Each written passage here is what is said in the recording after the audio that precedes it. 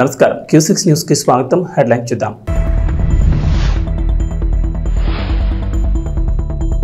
తెలంగాణలో కేంద్ర ప్రభుత్వం మరో శుభవార్త. 10 నగరాల్లో 30 స్టేషన్ల ఏర్పాటుకు గ్రీన్ సిగ్నల్ ప్రకటించిన కేంద్ర మంత్రి అశ్విని వైష్ణవ్.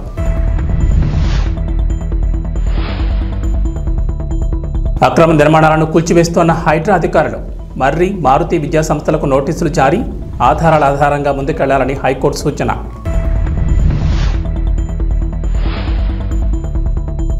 తెలుగుదేశం పార్టీలో చేరే నేతలకు షాక్. చంద్రబాబు సంచలన నిర్ణయం.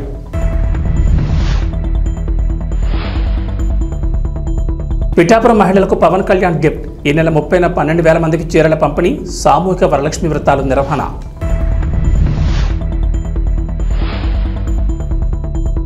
ఆంధ్రప్రదేశ్కు వాతావరణ శాఖ హెచ్చరిక. రాష్ట్రంపై అల్పపీడనం ప్రభావం. భారీ నుంచి అతి భారీ వర్షాలకు ఛాన్స్. తెలంగాణకు నరేంద్ర మోడీ సర్కార్ మరో శుభవార్త వినిపించారు. నరేంద్ర మోడీ అధ్యక్షతన జరిపిన మంత్రివర్గ సమావేశంలో కీలక నిర్ణయాలు తీసుకున్నారు. అందులో తెలంగాణకు national industrial corridor development programme కింద జహీరాబాద్లో ఇండస్ట్రియల్ స్మార్ట్ సిటీని కేటాయించగా మరో గుడ్ న్యూస్ కూడా వినిపించింది. దేశంలో కొత్త FM రేడియో స్టేషన్ల ఏర్పాటుకు కేంద్ర మంత్రివర్గం ఆమోదం తెలిపింది.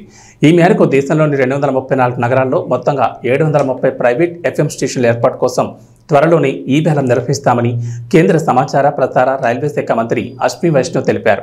కేబినెట్ సమావేశంలో తీసుకున్న నిర్ణయాలను మీడియాకు మంత్రి అశ్విని వైష్ణవ్ తెలిపారు. మాతృభాషలో స్థానిక కంటెంట్ను పెంచడంతో పాటు కొత్త ఉపాధి అవకాశాలను సృష్టించడంలో భాగంగా టైర్ 2, టైర్ 3 నగరాలకు FM రేడియోను తీసుకెళ్తామని వెల్లడించారు. స్థానికంగా ఉన్న ప్రతిభను దృష్టిలో ఉంచుకుని ఈ ప్రాజెక్టును రూపొందిస్తామని మంత్రి వెల్లడించారు. ఇందులో భాగంగానే తెలంగాణలోని 10 నగరాల్లో 30 FM స్టేషన్ల కోసం ఈ వేలం నిర్వహించేందుకు కేంద్ర మంత్రివర్గం ఆమోదం తెలిపింది. చెరువులు, FTL, బఫర్ జోన్ ప్రాంతాల్లో అక్రమాలపై హైడ్రా ఉక్కుపదం మోపుతోంది. హైడ్రా పేరు వింటేనే అక్రమార్కుల గుండెల్లో రైళ్లు పరిగెడుతున్నాయి. ఈ క్రమంలో పలువురు తమ భవనాలను ఎక్కడ కూల్చివేస్తారోననే భయంతో కోర్టులను ఆశ్రయిస్తున్నారు. తాజాగా బీఆర్ఎస్ ఎమ్మెల్యే మర్రి రాజశేఖర రెడ్డికి చెందిన మర్రి ఎడ్యుకేషనల్ సొసైటీ, మారుతి ఎడ్యుకేషనల్ సొసైటీల కోర్టులో పిటిషన్ దాఖలు చేశాయి. ఈ పిటిషన్ బుధవారం విచారణ చేపట్టిన తెలంగాణ ఉన్నత న్యాయస్థానం మర్రి, మారుతి ఎడ్యుకేషనల్ సొసైటీల భవనాల కూల్చివేత వ్యవహారంలో నిబంధనల ప్రకారమే ముందుకెళ్లాలని హైడ్రా రెవెన్యూ అధికారులకు ఆదేశాలు జారీ చేసింది. ఈ విద్యా సంస్థల భవనాలను అక్రమ నిర్మాణాలుగా పేర్కొంటూ MRO ఇచ్చిన నోటీసులనే షోకాజ్ నోటీసులుగా పరిగణించి వాటికి సంబంధించిన ఆధారాలను సమర్పించాలని పిటిషనర్లను ఆదేశించింది. మేడ్చల్, మల్కాజ్గిరి జిల్లా దొండిగల్ మండలంలోని చిన్న తామెర చెరువులో మర్రి, మారుతి విద్యా సంస్థలకు చెందిన భవనాలను చెరువులను ఆక్రమించి నిర్మించారని, వాటిని తొలగించాలంటూ తహసీల్దార్ ఆగస్టు 22న నోటీసులు జారీ చేశారు. ఈ నోటీసులను సవాల్ చేస్తూ 2 విద్యా సంస్థలు వేర్వేరుగా పిటిషన్లు వేశాయి. తెలుగుదేశం పార్టీలో చేరేవారికి ఆ పార్టీ అధినేత నారా చంద్రబాబు నాయుడు షాక్ ఇచ్చారు. ఏపీలో పార్టీ అధికారంలోకి వచ్చినప్పటి నుంచి ఇతర పార్టీల నుంచి భారీగా వలసలు కొనసాగుతున్నాయి. మరీ ముఖ్యంగా వైఎస్ఆర్సీపీ నుంచి భారీగా నేతలు, ఎమ్మెల్యేలు, ఎంపీలు, ఎమ్మెల్సీలు సైకిల్ ఎక్కుతున్నారు. భవిష్యత్తులో మరికొందరు నేతలు కూడా వచ్చే అవకాశాలున్నాయనే వార్తలు జోరుగా సాగుతున్నాయి. ఈ క్రమంలోనే చంద్రబాబు సంచలన నిర్ణయం తీసుకున్నారు. పార్టీలోకి వచ్చేవారు ఎవరైనా సరే తమ పదవులకు రాజీనామా చేసిన తర్వాతే పసుపు కండువా కప్పుకోవాలని షరతు విధించారు. తెలుగుదేశం పార్టీలో చేరికలపై చంద్రబాబు కీలక వ్యాఖ్యలు చేశారు. టీడీపీలో చేరేందుకు ఎవరు సిద్ధమైనా రాజీనామా చేసిన తర్వాతే రావాలని కొత్త షరతు పెట్టారు. వ్యక్తిత్వం ఆధారంగానే పార్టీలో చేరికలుంటాయని చంద్రబాబు తేల్చి చెప్పారు. రాజకీయాల్లో ఎంతటి వారైనా విలువలు పాటించాలని ఈ సందర్భంగా తెలుగుదేశం పార్టీ అధినేత సూచించారు. పిఠాపురం నియోజకవర్గం ఆడపడుచులకు deputy CM Pawan Kalyan special gift ఇవ్వనున్నారు. పిఠాపురంలోని ప్రముఖ పుణ్యక్షేత్రం పాతగాయిలో ఈ నెల 30వ తేదీన సామూహిక వరలక్ష్మి వ్రతాలకు పవన్ కళ్యాణ్ సొంత డబ్బుతో 12,000 మందికి చీరలు, వ్రత పూజ సామగ్రి పంపిణీ చేయాలని నిర్ణయం తీసుకున్నారు. ఈ మేరకు ఆ ఏర్పాట్లను పర్యవేక్షిస్తున్న ఎమ్మెల్సీ పిడుగు హరిప్రసాద్ పర్యవేక్షించారు. ప్రతి ఏటా శ్రావణ మాసం చివరి శుక్రవారం రోజు పిఠాపురంలోని ప్రముఖ పుణ్యక్షేత్రం పురుహూతిక ఆలయంలో సామూహికంగా వరలక్ష్మి వ్రతాలు నిర్వహిస్తారు. ఈ ఏడాది కూడా ఆగస్టు 30న సామూహిక వరలక్ష్మి వ్రతాలకు ఏర్పాట్లు చేశారు ఆలయ అధికారులు. అయితే వ్రతం కోసం వచ్చే ఆడపడుచులకు డిప్యూటీ సీఎం తన సొంత ఖర్చులతో చీరలు పంపిణీ చేయనున్నారు. కుక్కుటేశ్వర ఆలయంలో అమ్మవారికి ఏదైతే సాంప్రదాయబద్ధంగా వస్తుందో ఏటా ఆ పరంపరను ఆయన కూడా కొనసాగించాలని నిర్ణయించుకొని ఆల్రెడీ శారీస్ పంపించారు. దగ్గర 12,000 శారీస్ రేపు పంపిణీ చేయబోతున్నాం. దేవాలయంలో ఏటా ఎంతమందికి కుంకుమలు ఇస్తారో అంతమందికి ఇస్తాం. ఈసారి కూడా మిగిలినవి మన నాయకులు వీళ్ళందరూ అదే ఇద్దరు రోజున పంపిణీ చేస్తారు. ఇక్కడ నియోజకవర్గం మొత్తం ఈ పంపిణీ జరుగుతుందా సార్? ఆలయం దగ్గరే ముఖ్యంగా పంపిణీ జరుగుతుంది. ఎగువన మహారాష్ట్ర, కర్ణాటకలోని కృష్ణానది పరివాహక ప్రాంతాల్లో భారీ వర్షాలతో ఆల్మట్టి, నారాయణపూర్, చూరాల మీదుగా శ్రీశైలం జలాశయానికి భారీగా వరదొస్తోంది. దీంతో శ్రీశైలం గేట్లెత్తి స్పిల్వే ద్వారా 2.27 లక్షల క్యూసెక్ నీటిని విడుదల చేస్తున్నారు. ఎగువ నుంచి 3.11 లక్షల క్యూసెక్లు రావడంతో కుడి ఎడమ కేంద్రాల్లో విద్యుదుత్పత్తి కొనసాగుతోంది. విద్యుదుత్పత్తి ద్వారా 68,807 క్యూసెక్లు విడుదలవుతోంది. దాదాపు 3 లక్షల క్యూసెక్ల ప్రవాహం నాగార్జున సాగర్ ప్రాజెక్టుకు చేరుతోంది. ఈ నేపథ్యంలో అధికారులు 22 గేట్లను ఎత్తి దిగువకు నీటిని విడుదల చేశారు. బుధవారం రాత్రి శ్రీశైలం నుంచి 2,27,368 క్యూసెక్ల వరద నీరు రావడంతో ఎన్ఎస్పీ అధికారులు 22 గేట్లను 5 అడుగుల మేరకెత్తి 1,78,200 క్యూసెక్ల నీటిని దిగువకు వదిలారు. కుడి కాలువ ద్వారా 9,500 క్యూసెక్లు, ఎడమ కాలువ ద్వారా 8,280, ప్రధాన విద్యుత్ కేంద్రం ద్వారా 28,988, ఎస్ఎల్బీసీ ద్వారా 1,800, వరద కాలువ ద్వారా 600 క్యూసెక్లు కలిపి మొత్తం 2,27,368 క్యూసెక్ల నీటిని విడుదల చేశారు. ఆంధ్రప్రదేశ్ కేబినెట్ భేటీలో పలు కీలక అంశాలపై చర్చ జరిగింది. పలు తీర్మానాలపై చర్చించి ఆమోదం తెలిపారు. ఆ తర్వాత మంత్రులు చంద్రబాబు రాజకీయ జీవితం, పవన్ కళ్యాణ్ బర్త్డే అంశాన్ని ప్రస్తావించారు. సెప్టెంబర్ 1వ తేదీకి చంద్రబాబు తొలిసారి ముఖ్యమంత్రిగా ప్రమాణ స్వీకారం చేసి 30 ఏళ్లు అవుతుందని మంత్రి రామానాయుడు ప్రస్తావించారు.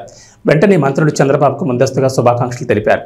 చంద్రబాబు తొలిసారి ముఖ్యమంత్రి అయినప్పుడు ప్రవేశపెట్టిన శ్రమదానం, జన్మభూమి, ఆకస్మిక తనిఖీలు వంటి అంశాలపై చర్చ జరిగింది. ఆ తర్వాత సెప్టెంబర్ 2న డిప్యూటీ సీఎం పవన్ కళ్యాణ్ జన్మదినమని మంత్రి దుర్గేష్ గుర్తు చేశారు.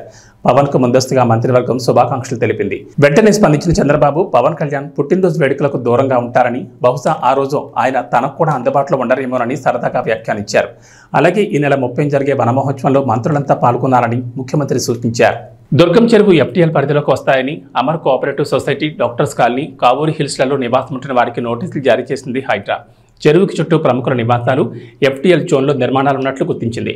దాదాపు 80 నిర్మాణాలకు నోటీసులు జారీ చేసినట్లు తెలిపారు శేర్లింగంపల్లి తహసీల్దార్. 30 రోజుల్లోపు స్వచ్ఛందంగా కూల్చివేయాలని నోటీసులో పేర్కొన్నారు అధికారులు.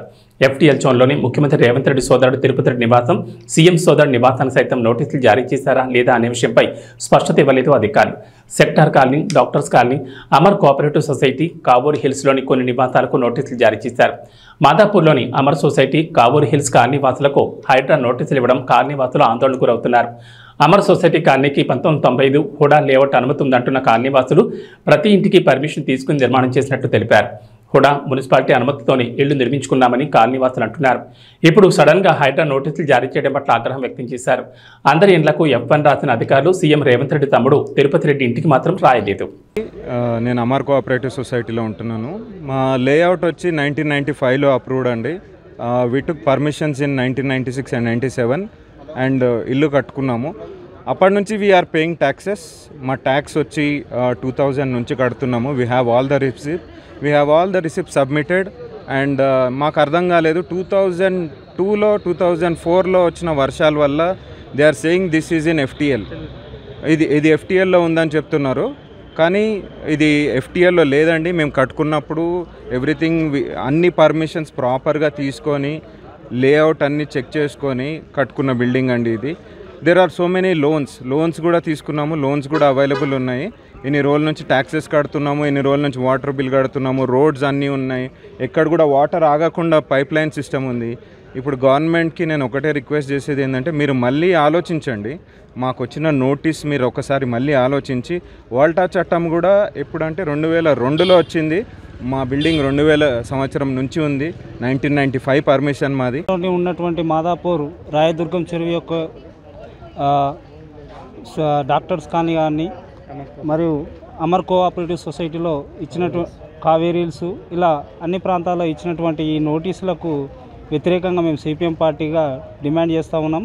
ఎందుకంటే ఈ కోఆపరేటివ్ సొసైటీ ఏర్పడ్డప్పుడు రోడ్లు కానీ, డ్రైనేజ్ కానీ, ఎలక్ట్రిసిటీ కానీ, అదేవిధంగా వాటర్ బోర్డు సంబంధించిన నల్లా కలెక్షన్ కానీ ఇవన్నీ అధికారులు ఇచ్చిన తర్వాత ఇది ఎఫ్టీఎల్లో ఉందని చెప్పేసి అప్పుడున్న అధికారులు ఎందుకు నిర్ధారణ లేకపోయారు? సామాన్య ప్రజలని నడ్డివిడ్చడమే ఈ ప్రత్యామ్నాయంగా మాకు అనిపిస్తుంది. ఎందుకైతే వీళ్ళు అన్యాయం అయిపోతారు. బఫర్ జోన్ అనేది అధికారులు గుర్తించాల్సిన పరిస్థితి. ఈరోజు అధికారుల నిర్లక్ష్యం వల్ల ఈరోజు జిహెచ్ఎంసీ అధికారులు కానీ, రెవెన్యూ కానీ, ఇరిగేషన్ కానీ వీళ్ళందరూ బాధ్యతారహితంగా పనిచేసినట్టయితే ఈరోజు వీళ్ళకి ఇలాంటి పరిస్థితి వచ్చేది కాదు. Sir, retired professor of JNTU. నాకు 93లో కొనుక్కున్నాము. ది లేఅవుట్ సొసైటీ ఇది అప్రూవ్డ్ 91లో కూడా అది లేఅవుట్ అప్రూవ్డ్ ఉండడం వల్ల కొన్నాము. దాని తర్వాత ఇల్లు కట్టేటప్పుడు పర్మిషన్స్ తీసుకోవడము GHMC నుంచి ఈ పర్మిషన్ లెటర్స్ ఉన్నాయి, కట్టడం అయింది. దాని తర్వాత even the occupancy letter certificate ఇచ్చారు. Next even the municipality water works వాళ్ళు డ్రైనేజీ వాటికి పర్మిషన్స్ ఇది ఇచ్చారు. అందరూ నిలబడి ఉంటున్నాము living for last 30 years. So ఇప్పుడు వచ్చి 3rd August డేట్ ఏదో తహసీల్దార్ వాళ్ళు వచ్చి వాళ్ళు అంటించిపోయారు ఇంటికి. 10th నాడు అంటించారు. డేట్ అది 3rd వేశారు, కానీ 10th కూడా 12th నాడు ఇచ్చారు. సో ఇది ఏంది అని చెప్పి మేము మళ్ళీ రిప్రజెంటేషన్ ఇచ్చాము. ఇవన్నీ ఉన్నాయి. Why you given that it is FTL ఇవన్నీ చూసుకోవాల్సిన బాధ్యత హుడాది దెన్ HMDA వాళ్ళది కదా. కొనుక్కునే వాళ్ళకి మాకేం తెలుస్తుంది ఇవన్నీ. నేను doctor Gopal Reddy, Amar cooperative society, Jubilee hills. So ఇక్కడ వచ్చేసి ఇప్పుడు ఇది మాది ఇది ఇప్పుడు ఇచ్చిన మాది నోటీస్ ఇది వచ్చేసి లేఅవుట్ వచ్చేసి 1995లో లేఅవుట్ అప్రూవ్ అయిందండి. సో 1995లో హుడా లేఅవుట్ అప్రూవ్ అయింది. హుడా లేఅవుట్ 1995లో అప్రూవ్ అయిన తర్వాత ఆ తర్వాత దీనికి సంబంధించి కొన్ని పర్మిషన్లు తీసుకొని అందరూ ఇల్లు కన్స్ట్రక్షన్ చేయడం జరిగింది. 1995 నుంచి 2005 వరకు ఇప్పుడు ఏమైనా బిల్డింగ్స్ చూస్తాను 20-25 సంవత్సరాల పాత బిల్డింగ్స్, చాలా మటుకు పాత బిల్డింగ్స్ ఉన్నాయి. అవన్నీ కట్టుకుంటూ అది ఇక అప్పులు చేసి ఇక ఉన్నాయి లేని అన్ని తీసుకొని ఇల్లు కట్టుకోవడం స్టార్ట్ చేసినారు. ఈ తర్వాత 2010లో వచ్చేసి ఏదో ఇరిగేషన్ డిపార్ట్మెంట్ నుంచి FTL అని చెప్పేసి ఒకటి వచ్చి వాళ్ళు వచ్చి వెరిఫై చేసి అప్పుడు 2010లో కూడా ఆగస్టులో మనకు అందరికీ తెలిసిందే, మనం పాత రికార్డ్స్ చూస్తే తెలుస్తుంది. అప్పుడు ఒకసారి భారీగా వర్షం పడ్డది. ఒకటే రోజు 24 సెంటీమీటర్ల వర్షం పడిన సిటీలో చాలా అల్లకల్లం అయింది. అప్పుడు చాలా పెద్ద లోతట్టు ప్రాంతాల్లో చాలా ఇట్లలో కూడా డిస్టర్బెన్స్ జరిగింది. ఆ టైంలో వాళ్ళు వచ్చేసి అదే డేని వాళ్ళు ఏదో FTL కింద తీసుకుంటామని చెప్పేసి మీకు ఇక్కడ దాకా నీకు నీళ్ళు వచ్చినాయి అని చెప్పేసి దాన్ని ఏదో FTL కింద చేశారు. అది కూడా మాకు ఎటువంటి నోటిఫికేషన్ కానీ ఎటువంటి ఏది కానీ శాస్త్రీయంగా చేసిన పద్ధతి కాదు. మనకి ఇంకోటి ఇప్పుడు అంతకంటే 15 ఏళ్ల కింద లేఅవుట్ ఫామ్ అయింది. 15 ఏళ్ల కింద అంతకంటే 15 ఏళ్ల కింద ఇల్లు కట్టుకున్న వాళ్ళు వచ్చేసి ఇప్పుడు 2010లో వచ్చి కుప్పం ఎంపీడీఓ కార్యాలయంలో నిర్వహించిన ప్రజా ఫిర్యాదుల పరిష్కార వేదిక కార్యక్రమంలో జిల్లా కలెక్టర్ సుమిత్ కుమార్ మరియు ఎమ్మెల్సీ కంచర్ల శ్రీకాంత్ పాల్గొన్నారు. ఈ సందర్భంగా అర్జీదారులు ఎంపీడీఓ కార్యాలయానికి చేరుకుని తమ సమస్యలను జిల్లా కలెక్టర్కి విన్నవించి అర్జీలను సమర్పించారు. రాష్ట్ర ప్రభుత్వం ప్రజల సమస్యలను పరిష్కరించేందుకు ప్రజా ఫిర్యాదుల పరిష్కార వేదిక కార్యక్రమాన్ని నిర్వహించడం జరుగుతుందని ఎమ్మెల్సీ కంచర్ల శ్రీకాంత్ తెలిపారు. ఈ కార్యక్రమంలో కడా పీడీ వికాస్ మర్మత్, జిల్లా అధికారులు మరియు తదితరులు పాల్గొన్నారు.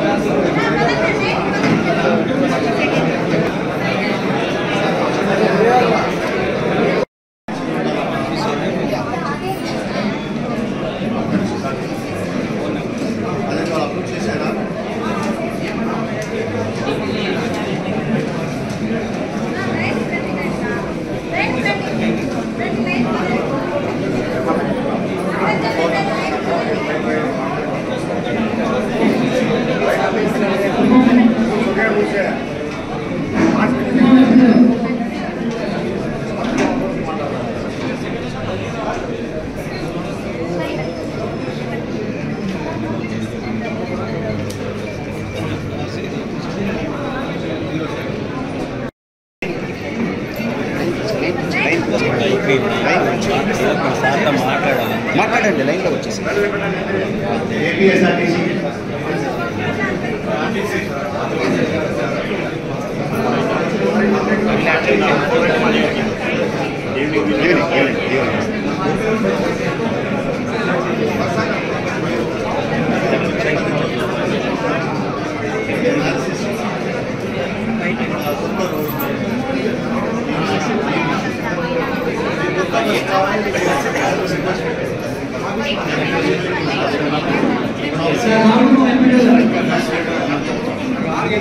సార్ ఒప్పుకున్నాం మండే సార్ వచ్చిన 10 రోజులు విద్యార్థి దశ నుండే చదువుతో పాటు క్రీడల పట్ల ఆసక్తి పెంచుకోవాలని, దైనందిన జీవితంలో ప్రతి ఒక్కరూ క్రీడలు, వ్యాయామం ఒక భాగంగా అలవర్చుకోవాలని, తద్వారా శారీరక మానసిక దృఢత్వంతో ఆరోగ్యకరమైన సమాజం ఏర్పాటవుతుందని జిల్లా కలెక్టర్ డాక్టర్ ఎస్ వెంకటేశ్వర్ పిలుపునిచ్చారు.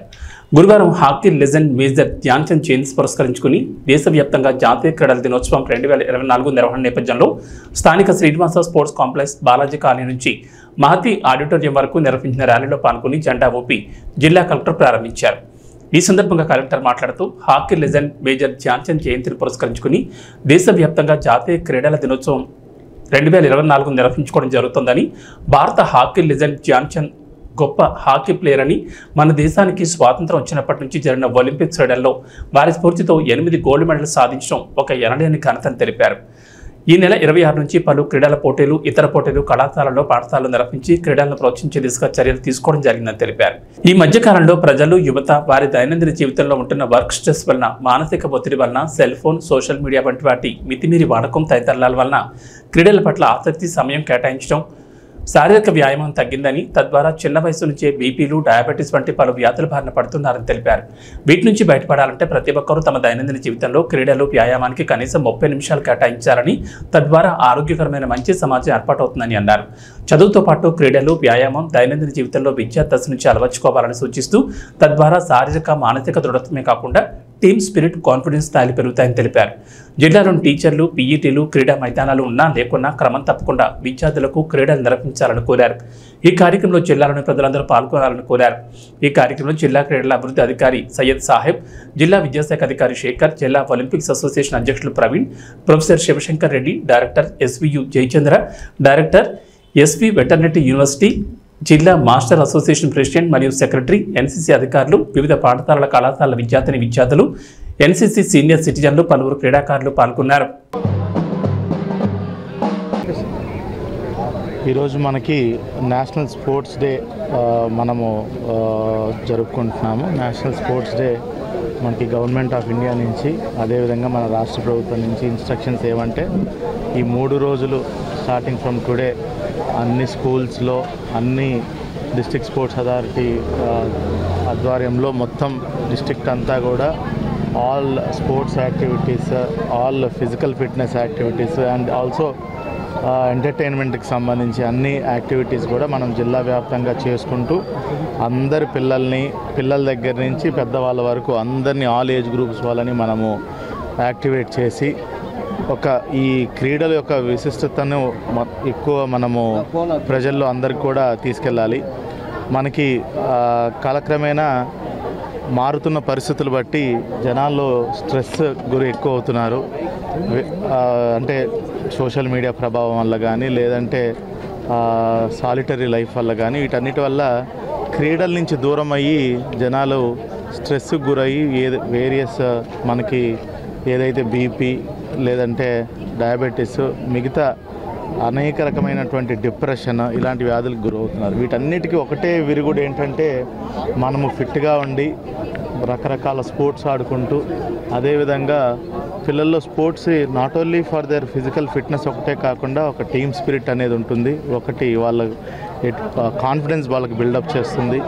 అదేవిధంగా వాళ్ళు ఎటువంటి హెల్త్ ప్రాబ్లమ్స్ కూడా గురవకుండా సమాజం కూడా ఒక వెరీ యాక్టివ్గా తయారవుతుంది. సో స్పోర్ట్స్ అనేది చాలా చాలా చాలా ఇంపార్టెంట్ అండి. సో ఇంకా మారుతున్న కాలంలో మనకి స్పోర్ట్స్ యొక్క ప్రాముఖ్యత అనేది చాలా ఎక్కువ ఉంది. దాంట్లో భాగంగానే ఈరోజు మనము ఎస్వి ఆర్ట్స్ కాలేజ్లోని ఇక్కడ మనం ఈ స్పోర్ట్స్ డేని స్టార్ట్ చేయడం జరిగింది. ఆల్ లైన్ డిపార్ట్మెంట్స్ అన్నీ కూడా గేరప్ అయి ఉన్నాయి. మొత్తం అక్రాస్ జిల్లాలో అన్ని స్కూల్స్లో కూడా మనము వేరియస్ స్పోర్ట్స్ రిలేటెడ్ యాక్టివిటీస్ అన్నీ చేస్తున్నాము. మీ అందరికీ తెలిసిందే, మొన్ననే కూడా మనకి ఒలింపిక్స్ కూడా జరిగింది. ఒలింపిక్స్లో ఒకప్పుడు భారతదేశానికి ఎంతో గౌరవ ప్రతిష్టలు అందించినటువంటి మేజర్ ధ్యాన్ చంద్ గారిని స్మరించుకొని ఈరోజు ఆయన ఐ థింక్ పుట్టినరోజు కదా, పుట్టినరోజుకి సంబంధించి ఈరోజు మనము స్పోర్ట్స్ నిర్వహించుకుంటున్నాం. ఒలింపిక్స్కి ఇండిపెండెన్స్ వచ్చిన తర్వాత భారతదేశానికి సుమారుగా 8 గోల్డ్ మెడల్ హాకీలో తీసుకొచ్చిందంటే ఇది కేవలం ఆయన ఘనత అని చెప్పాలి. సో ఆయనని మనము ముందు పెట్టుకొని ఫ్లాగ్ బేరర్గా పెట్టుకొని మనం దేశమంతటా కూడా ఈరోజు ఈ స్పోర్ట్స్ డే అనేది నేషనల్ స్పోర్ట్స్ డే నిర్వహించుకుంటున్నాము. సో మీరు ఇక్కడ చూసుంటారు, పిల్లల దగ్గర నుంచి పెద్ద వయసు వాళ్ళు, అసలు వయసుతో సంబంధం లేకుండా అందరూ చాలా యాక్టివ్గా ఇక్కడ మనము చేసుకుంటున్నాం. అదేవిధంగా I request all school teachers, అదేవిధంగా ఆల్ పీటీ మాస్టర్స్ అందరినీ కూడా పిల్లల్ని మీకు వీలైనంత గ్రౌండ్స్ ఉన్నా లేకపోయినా దగ్గరలో ఫిజికల్ యాక్టివిటీస్ అనేది ఖచ్చితంగా ప్రతి ఒక్కరికి చేపించాలి. ఎక్కువ టైం స్పెండ్ చేయాలి. చదువుతో పాటు ఈక్వల్గా కూడా వాటికి మనం టైం కేటాయించినట్టయితే పిల్లల్లో ఒక మనోస్థైర్యము, ఒక కాన్ఫిడెన్స్, టీమ్ బిల్డింగ్, అదేవిధంగా వాళ్ళు ఏదైనా సాధించగలమనే ఒక తపన, ఇదన్నీ కూడా డెవలప్ అవుతుంది apart from health benefits. So I request everyone to take part in this sports national sports day. ఈ 3 days యాక్టివిటీస్లో request all the people in the Tirupati district to take part. ఈ రీ రిలీజ్ ట్రెండ్ మాట ఏమో కానీ fans దెబ్బకి theatre యాజమాన్యాలు తరల పట్టుకుంటున్నాయి. Re release cinema తమ థియేటర్లో వెయ్యానా వద్దా అన్నట్లుగా ఆలోచిస్తున్నారు. ఎందుకంటే తమ అభిమాన హీరో బ్లాక్ బస్టర్ చిత్రాన్ని మరోసారి థియేటర్లో చూసేసరికి ఫ్యాన్స్కి పూనకాలు వచ్చేస్తున్నాయి. అసలు థియేటర్ స్క్రీన్పై బొమ్మ చూసే అవకాశం కూడా లేకుండా పేపర్లు విసరడం, స్క్రీన్ మీదకెక్కి డాన్సులు చేయడం, అరుపులు కేకలు, అబ్బబ్బో ఏమని చెప్పాలి ఆ హంగామా. ఇదంతా ఒక ఎత్తు అయితే తాజాగా అక్కినేని నాగార్జున పుట్టినరోజు సందర్భంగా రీ రిలీజ్ అయిన మాస్ సినిమాకి బీభత్సం సృష్టించారు ఫ్యాన్స్. కర్నూలులోని ఓ థియేటర్లో అయితే బాణాసంచా పేల్చి చుక్కలు చూపించారు. కర్నూలులోని ఓ థియేటర్లో మాస్ సినిమాను రీ రిలీజ్ చేశారు. అయితే సినిమా పూర్తయిన తర్వాత Nagarjuna super hit songs mash up వేశారు. హలో బ్రదర్ చిత్రంలోని కన్నెపెట్టరో కన్ను కొట్టరో పాట ప్లే అవుతుండగా స్క్రీన్ ముందు టపాసులు పేల్చారు ఫ్యాన్. ఈ దెబ్బతో థియేటర్ మొత్తం పొక్కమ్మేసింది. ఫైర్ అలారం మోగుతున్నా సరే ఫ్యాన్స్ అదే ఊపులో చిందులు వేస్తూ కనిపించారు. ఈ వీడియోలు సోషల్ మీడియాలో తెగ వైరల్ అవుతున్నాయి. ఇక వాతావరణ విషయానికి వస్తే ఏపీలో వర్షాలు కురుస్తాయంటోంది వాతావరణ శాఖ. తూర్పు మధ్య బంగాళాఖాతంలో ఉపరితల ఆవర్తనం ఏర్పడగా ఈ ప్రభావంతో ఇవాళ అల్పపీడనం ఏర్పడే అవకాశం ఉందని అంచనా వేస్తున్నారు. ఈ అల్పపీడనం 2 రోజుల్లో ఇది పశ్చిమ వాయు దిశగా కదులుతూ దక్షిణ ఒడిశా, ఉత్తరాంధ్ర తీరాలకు దగ్గరగా వెళుతుందని భావిస్తున్నారు. ఈ అల్పపీడన ప్రభావంతో రాబోయే 4 రోజుల్లో రాష్ట్ర వ్యాప్తంగా విస్తారంగా వర్షాలు కురుస్తాయని అంచనా వేస్తోంది. ఇవాళ శ్రీకాకుళం, పార్వతీపురం, మన్యం, అల్లూరు సీతారామరాజు, చిత్తూరు, శ్రీ సత్యసాయి, అన్నమయ్య జిల్లాల్లోని కొన్ని ప్రాంతాల్లో ఓ మోస్తరు వర్షాలు కురిసే అవకాశం ఉందని విపత్తుల నిర్వహణ సంస్థ తెలిపింది. విజయనగరం, విశాఖపట్నం, అనకాపల్లి, కాకినాడ, డాక్టర్ బిఆర్ అంబేద్కర్ కోనసీమ, తూర్పుగోదావరి, పశ్చిమ గోదావరి, ఏలూరు, కృష్ణా, ఎన్టీఆర్, గుంటూరు, బాపట్ల, పల్నాడు, ప్రకాశం, నెల్లూరు, తిరుపతి, కర్నూలు, నంద్యాల, అనంతపురం, కడప జిల్లాల్లోని కొన్ని ప్రాంతాల్లో తేలికపాటి వర్షాలు కురిసే అవకాశం ఉందని అంటున్నారు. ఏవీ బులెటిన్ విశేషాలు. నమస్కారం.